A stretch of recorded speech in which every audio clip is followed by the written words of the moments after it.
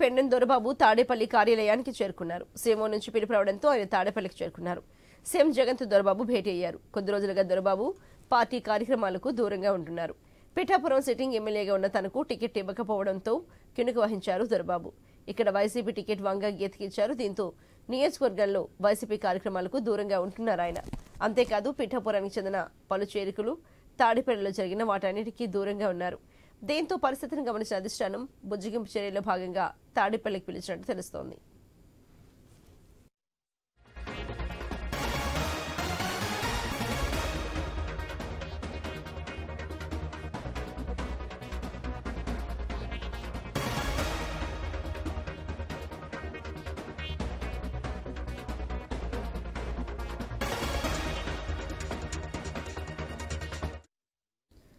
Pithapuram MLA Pendem దొరబాబుకు Tadepalli ఆఫీసుకు ఆయన చేరుకున్నారు. సీఎంఓ నుంచి పిలుపు రావడంతో ఆయన తాడేపల్లికి చేరుకున్నారు.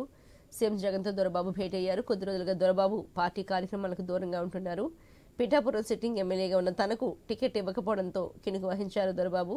ఇక్కడ వైసీపీ టికెట్ వంగ గీతకి ఇచ్చారు. దీంతో నియోజకవర్గంలో వైసీపీ కార్యక్రమాలకు దూరంగా ఉంటున్నారు ఆయన. అంతేకాదు పిఠాపురానికి చెందిన పలు చేరికలు తాడేపల్లిలో జరిగిన వాటన్నింటికీ దూరంగా ఉన్నారు. దీంతో పరిస్థితిని గమనించిన అధిష్టానం బుజ్జగింపు చర్యల్లో భాగంగా తాడేపల్లికి పిలిచినట్టు తెలుస్తోంది.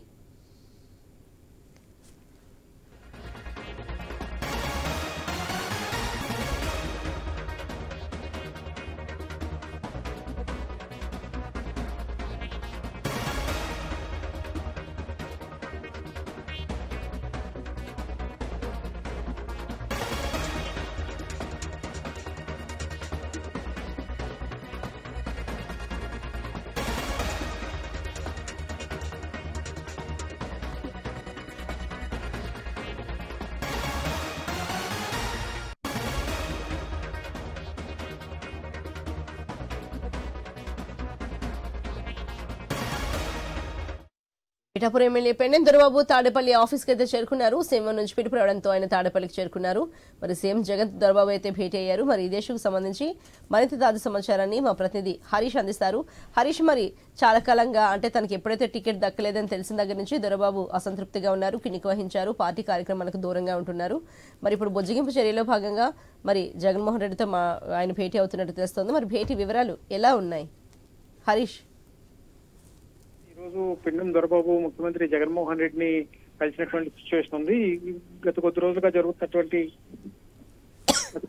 జరుగుతున్నటువంటి పిఠాపురం అంశానికి సంబంధించినటువంటి అంశం ప్రస్తుతం చర్చనీయాంశంగా మారినటువంటి నేపథ్యంలో పెండెం దొరబాబును కూడా నిన్న సమావేశానికి పిలవాల్సినప్పటికీ కూడా నిన్న జరిగినటువంటి వంగగీత ముద్రగడ సమావేశానికి పెండెం దొరబాబుని పిలవలేదన్నటువంటి ఒక అసంతృప్తి ఉన్నటువంటి సిచ్యువేషన్ ఉంది. సో ఇప్పుడు ఈ రోజున పెండెం దొరబాబుని ముఖ్యమంత్రి క్యాంప్ కార్యాలయం పిలిపించారు. అక్కడ ఆయన సీఎంఓ అధికారులతో పాటుగా సీనియర్ నాయకులతో కూడా సమావేశమయ్యారు. ఆ తర్వాత అక్కడ నుంచి ఆయన ముఖ్యమంత్రిని కూడా కలిసినటువంటి సిచ్యువేషన్ ఉంది.